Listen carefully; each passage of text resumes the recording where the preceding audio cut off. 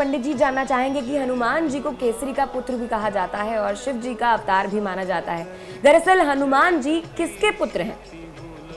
देखिए शेफाली, सबसे पहले बता दूं कि हनुमान जी को केसरी का पुत्र मानते हैं, वानर राज केसरी के पुत्र हैं और भगवान शिव के अवतार हैं। अवतार होने का मतलब ये बिल्कुल नहीं है कि वो शिव जी के पुत्र हैं। जैसे भगवान राम राजा दशरथ के पुत्र थे, लेकिन अवतार थे भगवान विष्णु के। तो इसी तरह से ये बात कही जाती है कि केसरी के पुत्र हैं, लेकिन अवतार हैं भगवान शिव के। और इसके बारे में दो कथाएं आती हैं।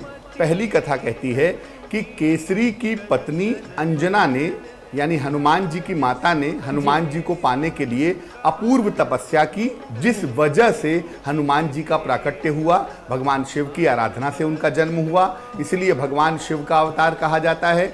और दूसरी कथा ये कहती है कि एक राक्षस था, उसने भी बड़ी तपस्या की भगवान शिव की। तो भगवान शिव ने कहा कि तुम्हें पुत्र तो नहीं दे सकता, लेकिन तुम्हें एक ऐसी पुत्री दे सकता हूं जिसका पुत्र सर्वशक्तिमान होगा। तो उस राक्षस के घर पे अंजना का जन्म हुआ और फिर अंजना ने जब तपस्या की तो अंजना की तपस्या की वजह से हनुमान जी का प्राकट्य हुआ, हनुमान जी का जन्म हुआ। तो समझने की बात यह है कि हनुमान जी के जन्म के पीछे जिस देवता की शक्ति है, जिस देवता का पराक्रम है, वो शिव हैं, उनकी कृपा है, इसलिए शिव अवतार इन्हें कहा जाता है। लेकिन मुख्य रूप से वानर राज केसरी और अंजना के पुत्र हनुमान जी माने जाते हैं। बिल्कुल। और पांडे जी, हम उन्हें पवन पुत्र हनुमान भी कहते हैं। इसको जोड़ते हुए एक और जानकारी आपसे लेना चाहूंगी। जो अमूमन मान्यता है, प्रभु हनुमान को ब्रह्मचारी माना जाता है, लेकिन देखिए यहाँ पर कुछ विडंबना ऐसी भी है कि कुछ जगहों पर उनकी पूजा उनकी पत्नी के साथ होती है। अब हनुमान जी वास्तव में ब्रह्मचारी हैं या विवाहित, इसको लेकर बड़ा कंफ्यूजन है। देखिए, वैसे तो हनुमान जी के बारे में जो प्रामाणिक पुस्तक है या हनुमान जी के बारे में जो प्रामाणिक जानकारी मिलती है वो रामायण से मिलती है। संस्कृत भाषा की पुस्तक है रामायण। लेकिन रामायण से ज्यादा जो पॉपुलर है, जो प्रसिद्ध है, वो है श्री रामचरितमानस।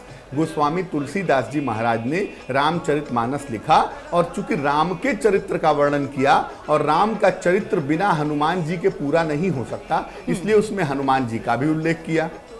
तुलसीदास जी महाराज के हिसाब से जो उन्होंने कहा कि हनुमान जी ब्रह्मचारी हैं, हनुमान जी ने अपने जीवन को समर्पित कर दिया था भगवान राम की शरण में कि मैं पूर्ण रूप से आपके शरण में रहूंगा, और इसीलिए हनुमान जी ने कोई सामाजिक दायित्व स्वीकार नहीं किया और विवाह नहीं किया। लेकिन दक्षिण भारत में कुछ जगहों पर ऐसा मानते हैं, साउथ इंडिया में, कि हनुमान जी का विवाह हुआ है और हनुमान जी की पत्नी का नाम जो बताया जाता है वो कहा जाता है कि हनुमान जी की पत्नी का नाम है सुवर्चला जी। ऐसा कथा कहती है। दक्षिण में जो कथा सुनाते हैं वो ये कहते हैं कि हनुमान जी एक बार यात्रा कर रहे थे तो उनके शरीर से पसीने की बूंदें गिरी और एक मछली ने उसको निगल लिया। उसके गर्भ से बाद में सुवर्चला का जन्म हुआ और सुवर्चला चूंकि हनुमान जी के अंश से प्रकट हुई तो अंश होने की वजह से वो उनकी पत्नी है, ऐसा दक्षिण में मानते हैं। लेकिन मोटे तौर पे ये जाने रहिए कि जो हमारे शास्त्र हैं, जो प्रमाण हैं, या जिस तरह के पूजा विधान में हम विश्वास रखते हैं, वो पूजा विधान यही कहता है कि हनुमान जी ब्रह्मचारी हैं।